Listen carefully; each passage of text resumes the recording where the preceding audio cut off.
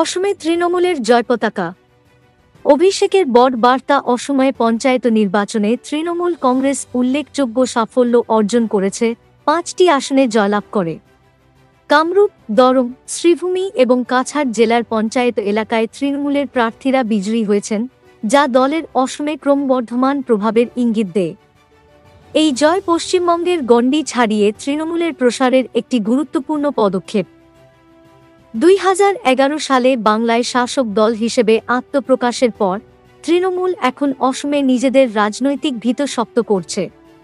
এই সাফল্য তৃণমূলের কৌশলগত পরিকল্পনা এবং স্থানীয় নেতৃত্বের প্রতি জনগণের আস্থার প্রতিফলন।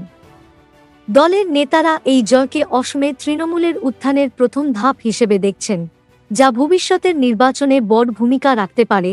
তৃণমূলের সর্বভারতীয় সাধারণ সম্পাদক অভিষেক বন্দ্যোপাধ্যায় এই জয়কে শুভ সূচনা হিসেবে অভিহিত করেছেন এবং দলের কর্মীদের প্রতি কৃতজ্ঞতা প্রকাশ করেছেন। তিনি তার এক্স হ্যান্ডলে লিখেছেন, তৃণমূল অসমে দ্রুত জমি শক্ত করছে এবং এই জয়কে আগামী ২০২৬ সালের অসম বিধানসভা নির্বাচনের জন্য প্রস্তুতির একটি পদক্ষেপ হিসেবে দেখছেন। অভিষেকের এই বক্তব্য তৃণমূলের অসমে দীর্ঘমেয়াদী পরিকল্পনার ইঙ্গিত দেয়, যেখানে তারা বিজেপির বিরুদ্ধে শক্তিশালী বিকল্প হিসেবে উঠে আসতে চায়। এই জয় তৃণমূলের সাংগঠনিক শক্তি এবং অসমের জনগণের মধ্যে ক্রমবর্ধমান গ্রহণযোগ্যতার প্রমাণ।